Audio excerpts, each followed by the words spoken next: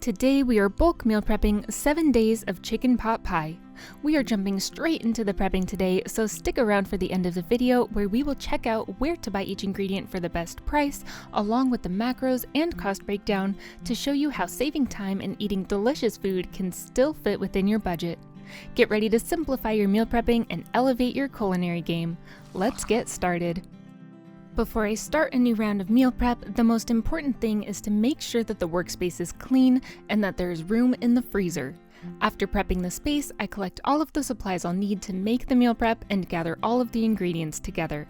The supplies you'll need for this prep include 7 freezer-safe gallon bags, bag holders which are optional but makes the prepping so much faster, a knife and cutting board, large glass or stainless steel bowls, a large stock pot, larger than this one if possible, a sheet pan to bake our chicken, or you could use an Instant Pot to cook your chicken instead, measuring cups and spoons, and a wooden spoon, a whisk, and a can opener.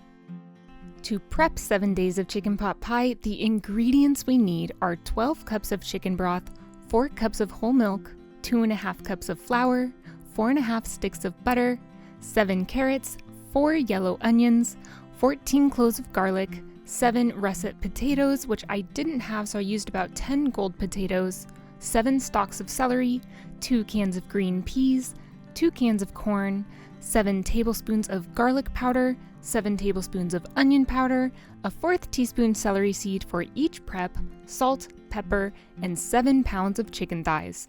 Finally, I find my recipe and set my laptop in a safe space where I can still reference it without it being in the way of prepping.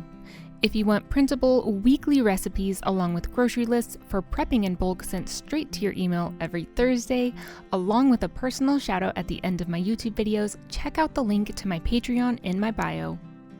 With all supplies and ingredients accounted for, we preheat our oven to 350 degrees Fahrenheit and place half of our chicken thighs on a large sheet pan.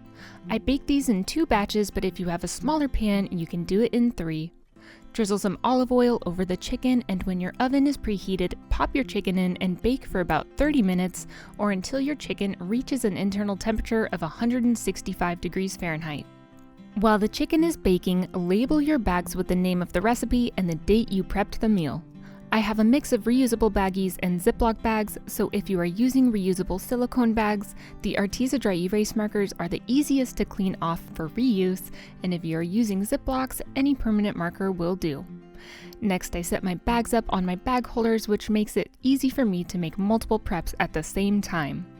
After our bags are set up, we can set these aside and get to chopping our veggies.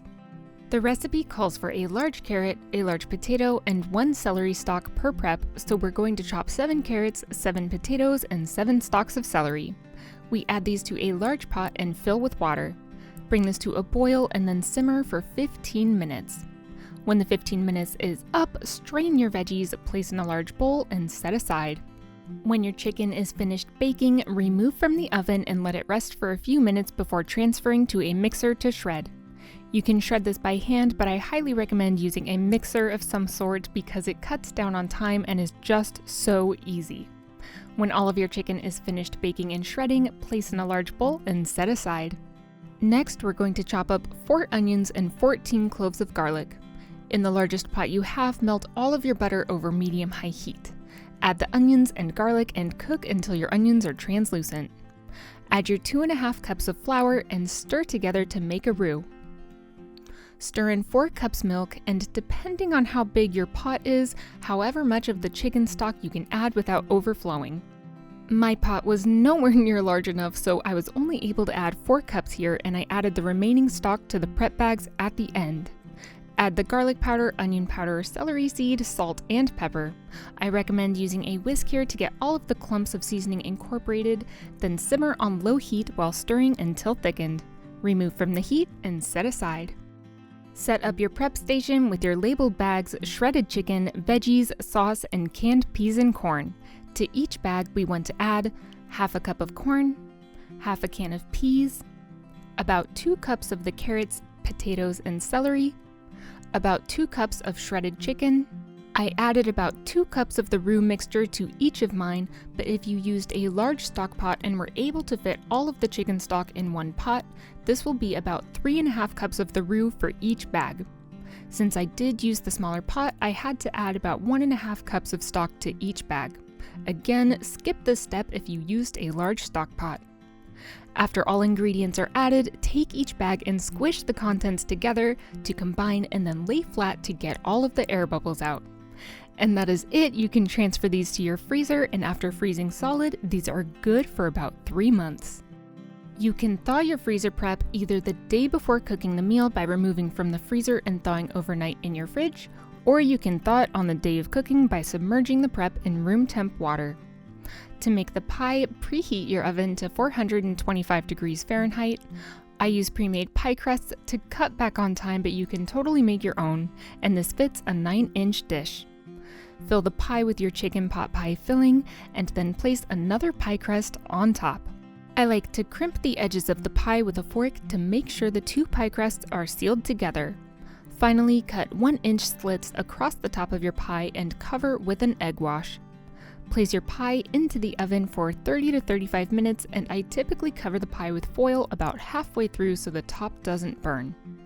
After your pie is done cooking, remove from the oven and let it sit for 5 to 10 minutes before cutting. And that is it. In 35 minutes of baking and about 10 minutes of actual work, your 6-serving chicken pot pie is ready to eat. This chicken pot pie isn't just about flavor, it's about balance and satisfaction for your meal prep routine. This recipe offers the gratification of filling comfort food, along with the balance of diverse, high-fibrous veggies to keep you feeling full.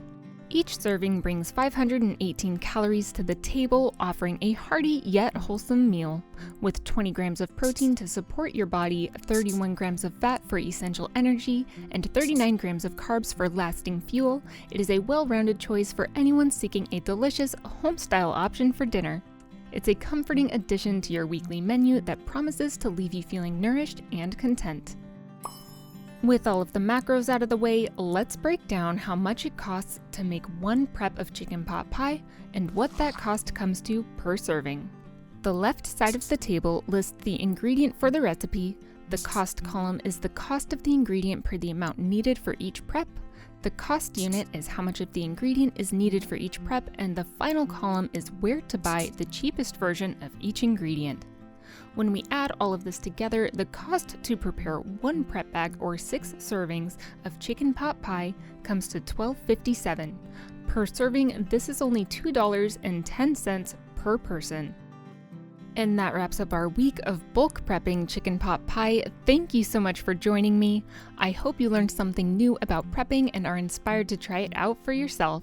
If you have any questions, feel free to comment below, and for more delicious meal prep recipes on a budget, along with helpful tips and tricks, remember to subscribe, and until next time, happy prepping!